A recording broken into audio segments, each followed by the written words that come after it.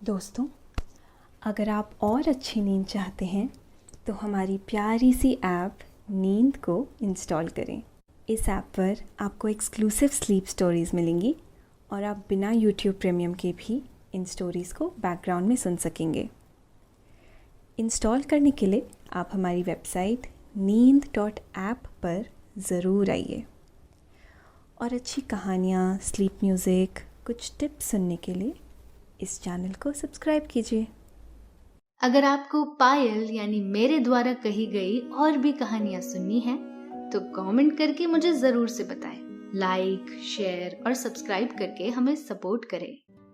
नमस्कार, मैं हूँ पायल। आज हम आपको सुनाते हैं पौराणिक कथाओं से प्रेरित कहानी। बहुत पुरानी बात है, पौराणिक काल की। एक युवक था, नाम था नरोत्तम। अपने माता पिता के साथ रहता था और उनकी सेवा में लगा रहता था। जिंदगी खुशहाल थी। एक दिन ऐसा हुआ कि उसने माँ बाप को उनके हाल पर छोड़ा और खुद तीर्थ यात्रा पर निकल पड़ा। उसने कई तीर्थों की यात्रा कर डाली। एक दिन उसने अपने कपड़े धोकर सुखाने के लिए डाले। उसने देखा कि कुछ देर में वो भीगे कपड़े आसमान में उड़ रहे थे। इस दृश्य को देखकर उसे अपनी दिव्यता पर अहंकार हो गया। वो इस घटना का सभी से बखान करने लगा। ऐसे ही एक दिन वो अपनी दिव्यता का बखान कर रहा था। तभी एक बगुला ने उसके सर पर बीट कर दिया। क्या होता है आगे इस कहानी में, ये हम आपको आगे सुनाएंगे।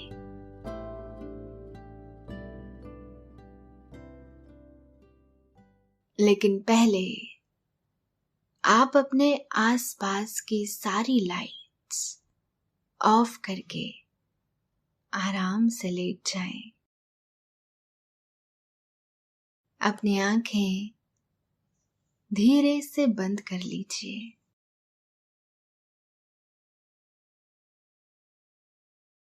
अपनी आंखें धीरे से बंद कर लीजिए। अब थोड़ा सा अपने शरीर को आराम दीजिए। थोड़ा और आराम। अपने शरीर को बिल्कुल ढीला छोड़ दीजिए। कोई टेंशन नहीं, कोई तनाव नहीं। अपने दिमाग में चल रहे सभी विचारों को, चिंताओं को त्याग दे।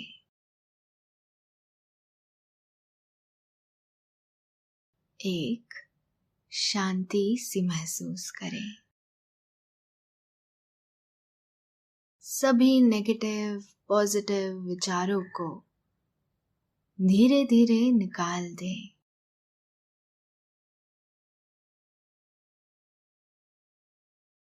हाथों को सीधा करके अपनी कमर के साइड में रख लीजिए। अब अपनी सांसों पर ध्यान लगाएं। मन शांत, एकदम शांत होता जा रहा है। आप बहुत अच्छा महसूस कर रहे हैं।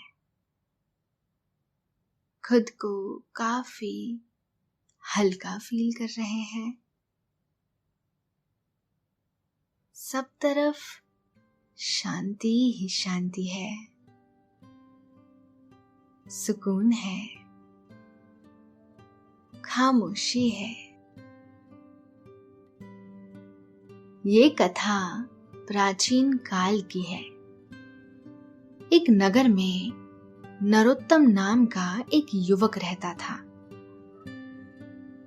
वो अपने माँ बाप के साथ सुख से रहता था। उनका जीवन खुशी खुशी गुजर रहा था। एक दिन नरोत्तम को जाने क्या सूझी कि उसने अपने माँ बाप को अकेले छोड़ दिया और खुद तीर्थ यात्रा के लिए निकल पड़ा। इस दौरान उसने कई तीर्थों की यात्रा की। एक दिन अजब चमत्कार हुआ। उसने अपने कपड़े धोकर सुखाने के लिए डाले। तीर्थ यात्रा के प्रताप से उसके गीले कपड़े हवा में उड़ने लगे। अपने गीले कपड़ों को यूं हवा में उड़कर सूखते हुए नरोत्तम ने देखा तो उसे अपनी भक्ति और शक्ति पर अहंकार हो गया। उसे अभिमान हो गया कि उसके जैसा पुण्य आत्मा इस दुनिया में दूसरा कोई नहीं है। बस इस बात को गाहे बगाहे बखान करने लगा। एक दिन ऐसे ही वो अभिमान में डूबा अपनी शक्ति का जिक्र कर रहा था कि ठीक तभी उसके सर पर एक बगुले ने बीट कर दी। इस बात से नरोत्तम बहुत ही नाराज हुआ। उसने क्रोध में आकर बगुले को श्राप दे दिया। श्राप के असर से बेचारा बगुला तुरंत ही जलकर भस्म हो गया। इस घटना के आश्चर्यजनक परिणाम निकले। उसके कपड़े आसमान में उड़कर सूखना बंद हो गए। इससे नरोत्तम उदास हो गया। एक दिन वो ऐसे ही उदास मन से बैठा था, तभी आकाशवाणी हुई, नरोत्तम, तुम्हें किसी परम धार्मिक मुख चांडाल के पास जाना होगा। वहां जाकर ही तुम जान सकोगे कि धर्म क्या है। इससे तुम्हारा कल्याण भी होगा। आकाशवाणी सुनकर नरोत्तम को बहुत आश्चर्य हुआ। वो तुरंत ही उठ खड़ा हुआ और मुख चांडाल का पता लगाने के लिए निकल पड़ा। उसे मुख चांडाल के घर का पता चल गया। जब वो वहां पहुंचा तो उसने देखा कि मुख चांडाल बहुत ही श्रद्धा के साथ अपने माँ बाप की सेवा में लगा हुआ था। नरोत्तम ने मुख चांडाल से कहा, मैं तुम्हारे पास एक कार्य से आया हूं। तुम मुझे शाश्वत हितकारी धर्मत्व का स्वरूपत वर्णन सुनाओ। नरोत्तम की बात सुनकर मुख चांडाल ने कहा, मैं अपनी माता पिता की सेवा में लगा हूं। इनकी दैनिक जरूरतों को पूरा करने के बाद ही मैं तुम्हारा काम करूंगा। मैं तुम्हारी अतिथि सत्कार करना चाहता हूं, लेकिन तब तक तुम्हें चुपचाप दरवाजे पर जाकर बैठना होगा। मुख चांडाल की बात सुनकर नरोत्तम के भ्रुकुटी तन गई। वो क्रोध से भरकर बोला, मुझ ब्राह्मण की सेवा से बढ़कर तुम्हारा कौन सा काम है? तुमने मुझे समझ क्या रखा है? और ये किस तरह से मेरी अवहेलना कर रहे हो। नरोत्तम की बात सुनकर मुख चांडाल ने कहा, मैं बगुला नहीं हूं, तुम्हारा क्रोध सिर्फ बगुले पर ही चल सकता है, दूसरी किसी जगह पर नहीं। अगर मुझसे कुछ जानना चाहते हो तो तुम्हें बाहर बैठकर मेरा इंतजार करना होगा। अगर तुम इंतजार नहीं करना चाहते तो तुम पतिव्रता के पास जाओ, उसके दर्शन से तुम्हारे अभीष्ट की सिद्धि हो जाएगी। जब ये वार्ता हो रही थी तो भगवान विष्णु अंतरिक्ष में मुख चांडाल के घर के ठीक ऊपर विराज हुए थे। वे नरोत्तम के सामने ब्राह्मण का रूप धरकर प्रकट हो गए और उससे कहा कि चलो, मैं तुम्हें पतिव्रता का घर दिखला देता हूं। पतिव्रता के दर्शन करने के लिए नरोत्तम उनके साथ हो लिए। रास्ते में उसने पूछा, तुम इस चांडाल के घर स्त्रियों में छुपकर क्यों रहते हो? भगवान विष्णु ने जवाब दिया, इसका रहस्य तुम पतिव्रता का दर्शन करने के बाद खुद ही जान जाओगे। नरोत्तम का अगला सवाल था, ये पतिव्रता कौन है? पतिव्रता का लक्षण और महत्व क्या होता है? क्या आपको इस बारे में कुछ पता है? उसके सवाल के उत्तर में भगवान विष्णु ने कहा, पतिव्रता एक स्त्री होती है जो अपने दोनों कुलों के सभी पुरुषों को उद्धार कर देती है। प्रलय के बाद वो स्वर्ग में आनंद से रहती है। काल बीतने के बाद जब वो जन्म लेती है तब उसका पति राजा होता है। सैकड़ों जन्मों तक ये क्रम चलता रहता है और आखिर में पति और पत्नी को मोक्ष की प्राप्ति होती है। जो महिला प्रेम में अपने पुत्र से 100 गुना और भय में राजा से 100 गुना पति प्रेम और भय करती है, उसे पतिव्रता कहते हैं। जो भोजन कराने में माता की तरह, विपत्ति में मंत्री जैसी हो, उसे पतिव्रता कहते हैं। वैसे ही यहाँ एक शुभा नाम की पतिव्रता स्त्री है। तुम उससे जाकर धर्म के रहस्यों को समझो। नरोत्तम शुभा के दरवाजे पर पहुंच गया। वहां पहुंचकर उसने आवाज लगाई। महिला आवाज सुनकर बाहर आ गई और नरोत्तम से यहाँ आने की वजह पूछी। जवाब में नरोत्तम ने कहा, मैं तुमसे धर्म का रहस्य समझने आया हूं, तुम वो मुझे समझाओ। पतिव्रता शुभा ने उत्तर दिया, मुझे इस वक्त फुर्सत नहीं है, मैं पति के नित्य कामों में व्यस्त हूं। आप अतिथि के तौर पर स्थान ग्रहण करें। जब मैं पति की सेवा से मुक्त हो जाऊंगी तो मैं आपका काम कर लूंगी। नरोत्तम को शुभा की बात अच्छी नहीं लगी। उसने कहा, मुझे तुम्हारे आतिथ्य की जरूरत नहीं है, और हां, तुम मुझे साधारण इंसान न समझो। इस पर शुभा ने उसे उत्तर दिया,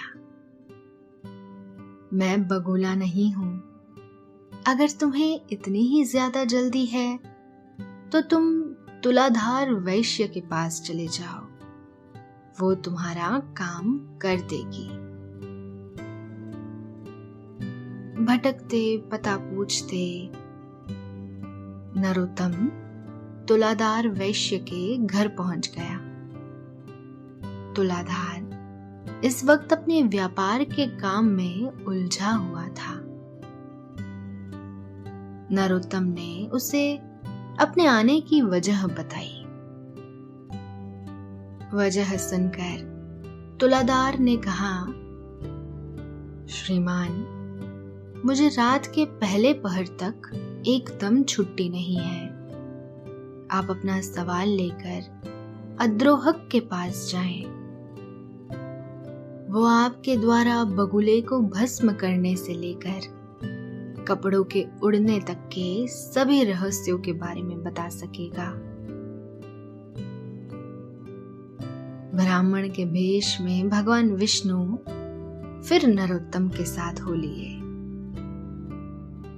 नरोत्तम ने उनसे पूछा, बहुत ही आश्चर्य की बात है, ये तुलाधार वैश्य स्नान, संध्या ऋषि और पितृतर्पण जैसी जरूरी बातों से दूर है।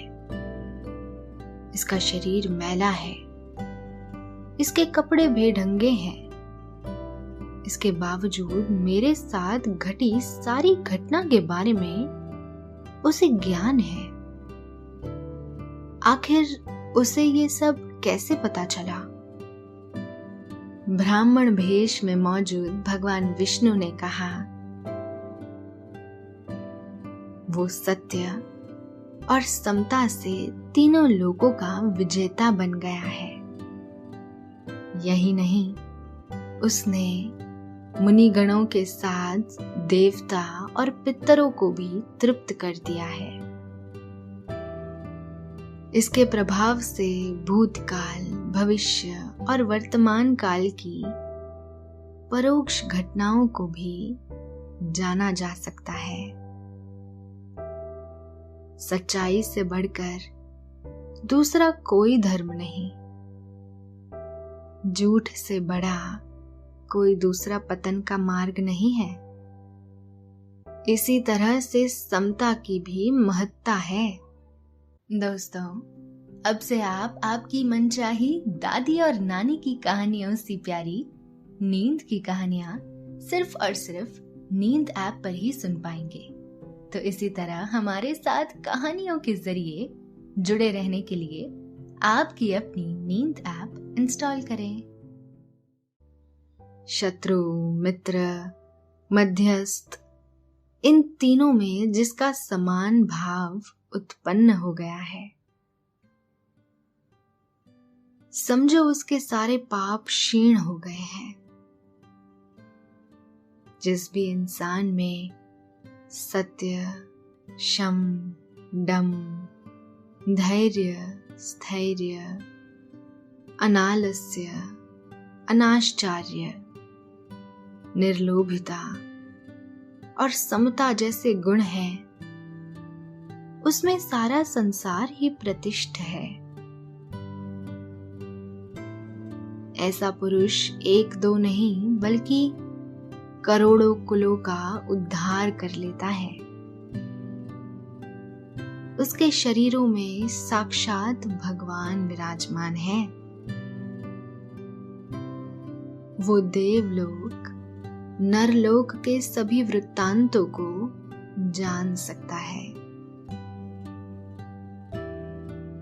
पूरी बात सुनने के बाद नरोत्तम ने कहा, मुझे तुलाधार की सर्वज्ञता की वजह समझ में आ गई है। कृपया मुझे बताइए कि अद्रोहक कौन है और वो कहाँ मिलेगा?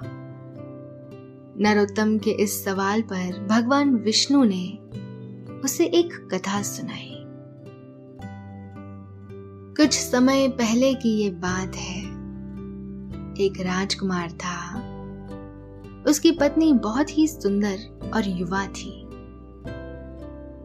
एक दिन ऐसा हुआ कि राजकुमार को अपने पिता के आदेश पर कहीं बाहर जाने की जरूरत हुई। राजकुमार सोच में पड़ गया कि अपनी पत्नी को कहाँ रखे जहां उसकी पूरी तरह से सुरक्षा हो सके। आखिर में वो अद्रोहक के घर गया। वहां उसने अद्रोहक से अपनी पत्नी की रक्षा की विनती की। जवाब में अद्रोहक ने उससे कहा, न तो मैं तुम्हारा पिता हूं, न भाई बंधु, और मैं तुम्हारे मित्रों में से भी नहीं हूं। फिर तुम ऐसा प्रस्ताव किस आधार पर कर रहे हो?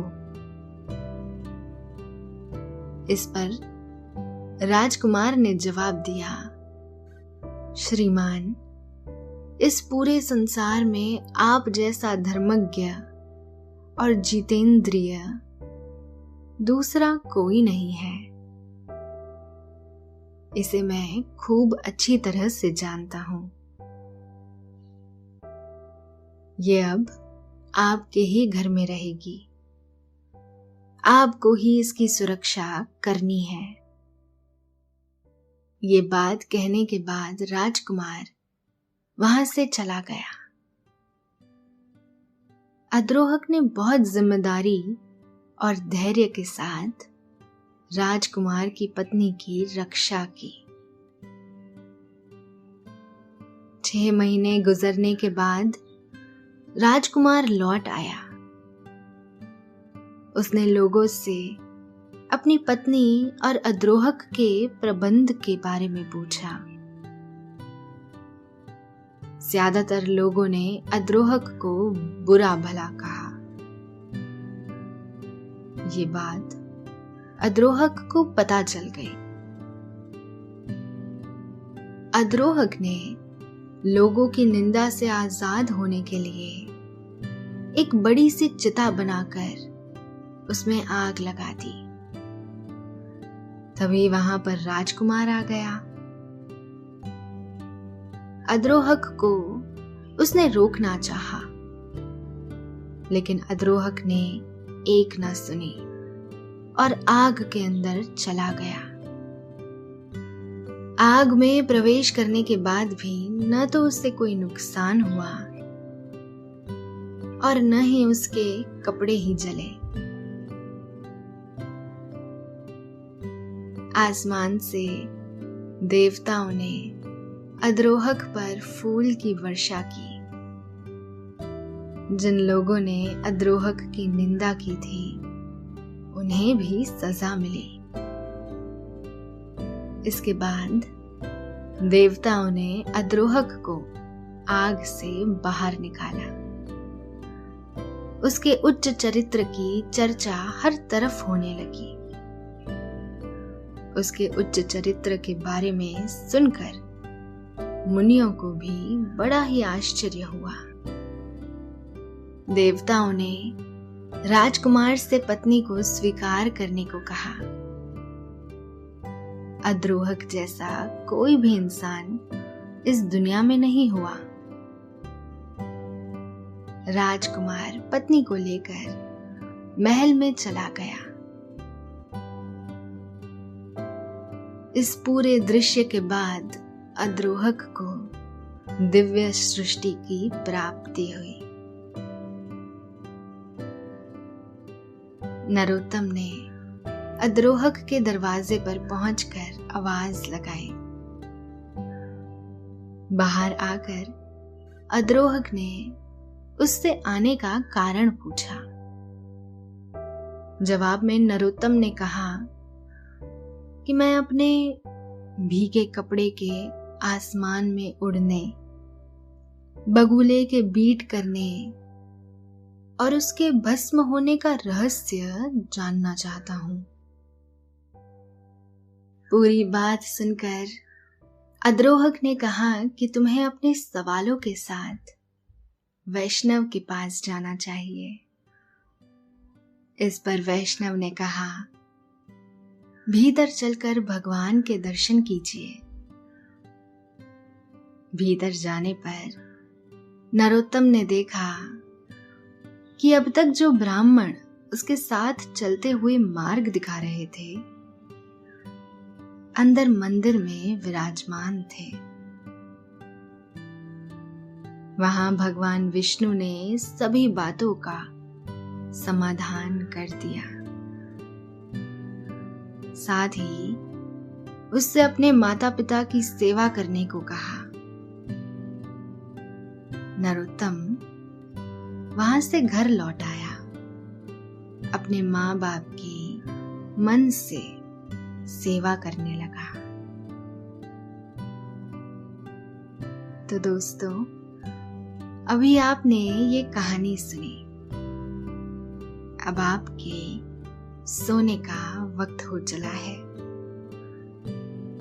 नींद आपकी आंखों में भरती जा रही है।